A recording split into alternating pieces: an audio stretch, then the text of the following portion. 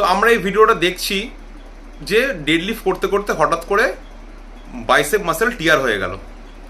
তো আমি আজকে তোমাদের বলবো যে ডেডলিফট করার সময় কি কি যদি মাথায় রাখি তাহলে আমাদের বাইসেপ টিয়ার হবে না। প্রথম যেটা কারণ সেটা হচ্ছে যে আমরা কি করি, মিক্স গ্রিপ করি, রাইট? Mix grip.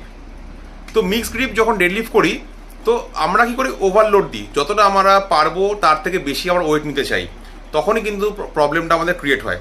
তো আমরা যখনই মিক্স গ্রিপ ধরবো, যেই হাতটা আমাদের সুপিনেটেড আর্ম মানে এইটা, তো সেইটা যদি আমাদের অল্প এলবো ফ্লেকশন হয়ে যায় তখনই কিন্তু বাইসেপ টিয়ার হবে, রাইট?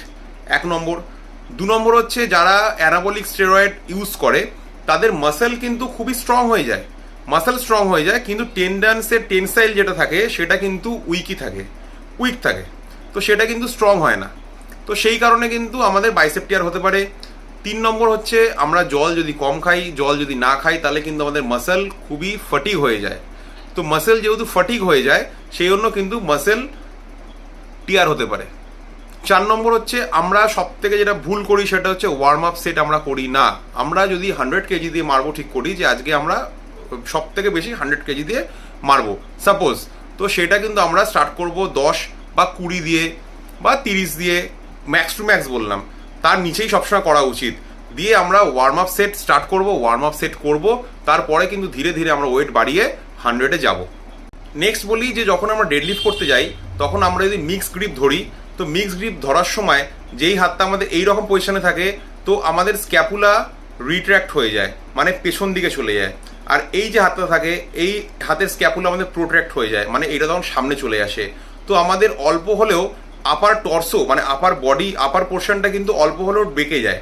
তো সেই সময় কিন্তু আমাদের প্রবলেম হতে পারে। প্রবলেম মিনস আমাদের কিন্তু প্রচুর পরিমাণ চোট লাগতে পারে, ব্যাকে লাগতে পারে, বাইসেপ টিয়ার হওয়ার সম্ভাবনা থেকে যাবে, ব্যাকে আমাদের স্পাইনও লাগতে পারে। তো সেই জন্য সবসময় আমরা ট্রাই করব এই গ্রিপ ধরার, ওভার গ্রিপ ধরার। যদি আমাদের মনে হয় প্রবলেম হচ্ছে তাহলে কিন্তু আমরা যে স্ট্র্যাপগুলো পাওয়া যায় সেই স্ট্র্যাপও আমরা ইউজ করতে পারি। আর যদি অনেকে প্রশ্ন করে, অনেকে যদি বলতে পারে যে তাহলে যখন ডেডলিফট কম্পিটিশন হয় তখন কেন স্পোর্টসম্যানরা এই রকম গ্রিপ মানে মিক্স গ্রিপ ধরে থাকে, তো সেইটা হচ্ছে স্পোর্টসের টাইমে ওটা ওদের করতেই হবে, ওটা ওদের কম্পিটিশন লেভেল করতে হবে, ওদের গোল্ড পেতে হবে, তাই জন্য করতেই হবে, না হলে ওদের হবে না।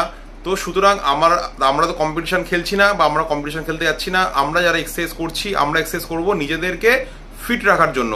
তো আমরা সুস্থ থাকবো এবং ফিট থাকবো, তার জন্য আমি তোমাদের বলবো মিক্স গ্রিপ না করে ওভার গ্রিপে আমরা ডেডলিফট করবো। হোপ তোমাদের এটা হেল্প করবে। Thank you so much.